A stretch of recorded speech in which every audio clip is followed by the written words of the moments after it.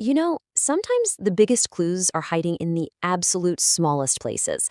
Today, we're going to dive into a real-life medical mystery that was solved not with fingerprints or DNA swabs, but by building a family tree for a virus. Okay, so picture this. The year is 1992. The place is Florida. And an absolutely unthinkable accusation starts making headlines. A terrifying question that sent shockwaves through the entire country. At the very center of all of this was a dentist who was known to be HIV positive. Now, that's one thing, but then several of his patients, people with no other known risk factors, also tested positive. Investigators were immediately faced with this monumental challenge. They just knew the infections had to be connected, but how could they possibly prove it? So let's just lay out the facts they were working with. You've got a suspected source, the dentist. You've got a group of victims, the patients. But what they were missing was that smoking gun, that definitive link. They couldn't rely on traditional forensics here. They needed a totally new kind of evidence, something that could follow the virus's own invisible trail. And the crucial piece of evidence, the thing that would crack this entire case wide open, it wasn't a physical object at all. It was a diagram. It was a map of genetic relationships. It was something called a phylogenetic tree. So, what on earth is a family tree of genes? Let's get into it and break down the science behind this incredibly powerful tool. At its heart, a phylogenetic tree is, well, it's pretty much exactly what it sounds like, a family tree. But instead of tracking relationships between people, it tracks the evolutionary relationships between organisms, or even just parts of them, like a single gene, or, in this case, a virus. It shows us who's most closely related to who, all on a molecular level. Okay, so let's quickly break down how to actually read one of these. The very tips of the branches, we call those external nodes, they represent the actual things we're studying, like the different virus samples. Where the branches meet up, those are internal nodes, and they represent a common ancestor. And the length of the branches, that actually tells us how much genetic change has happened, or how much time has passed. But here's a really important distinction. You've got unrooted trees and rooted trees. An unrooted tree, like the one on the left, shows you who's related to who, but it doesn't show you the direction of time. It's kind of like a photo of a bunch of cousins at a reunion. You know their family, but you have no idea who the grandparents are. To get a rooted tree, on the right, which gives you an actual timeline, scientists add something called an outgroup, a more distant relative. Think of it like adding chimp DNA to a human family tree.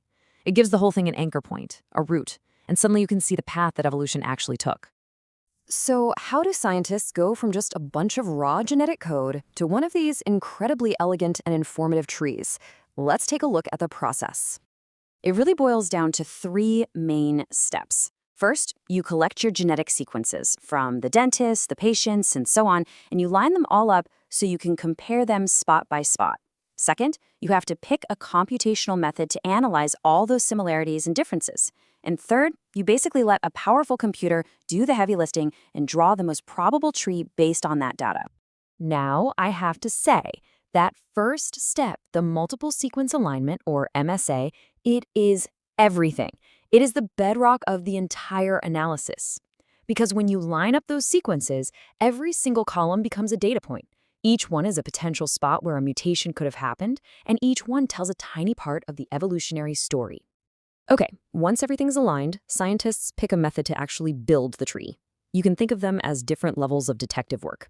A distance-based method is super fast. It's like a quick sketch, just grouping things by how similar they look overall. Then there's maximum parsimony, which tries to find the simplest story, the tree with the fewest possible evolutionary changes.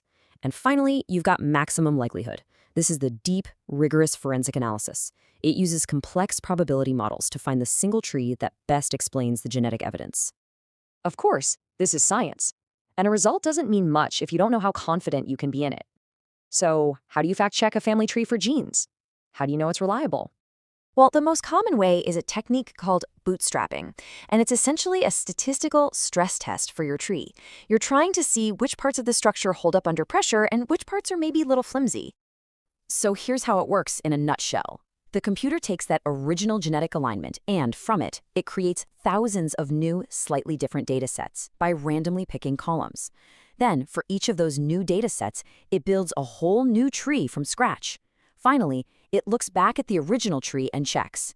How often did this specific branch, this specific relationship, show up in all those thousands of new trees?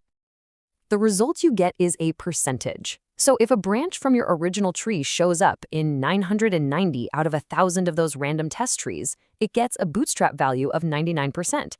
This number isn't a guess. It's a direct statistical measure of how confident we are in that specific evolutionary connection. It's rock solid. Okay, so let's bring it all back to our detective story. When scientists applied all these methods to the Florida dental case, the results were just undeniable.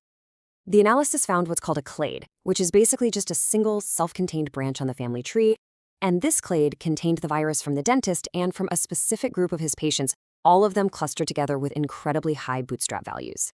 The genetic evidence was crystal clear. The virus in those patients was a direct descendant of the dentist virus. They had found their smoking gun. But here's the really cool part. Solving a medical mystery like this is just one application. This tool has literally opened up entirely new windows into understanding the history of all life on Earth. I mean, think about this. Using molecular phylogeny, scientists proved that the mitochondria inside our very own cells are actually the descendants of ancient bacteria. They've built a universal tree of life mapping pretty much all known organisms. We use it to track viruses like the flu or COVID in real time as they evolve, and it helps us identify unique species that desperately need conservation. It's an absolutely fundamental tool in all of modern biology. And this is the part that just blows my mind. This isn't some abstract science story happening in a lab somewhere. The history that these trees reveal, it's written inside of you. The tiny engines that are powering your body right now have an evolutionary story that we can trace back over 1 billion years, all thanks to building a little family tree for their genes. So you go from solving crimes to uncovering the actual origins of our own cells. The phylogenetic tree is truly one of science's greatest storytellers. And as we get better and better at sequencing the world around us and the world within us, it just leaves you wondering, right? What incredible secrets about our past, our present, and our future is the tree of life going to reveal next?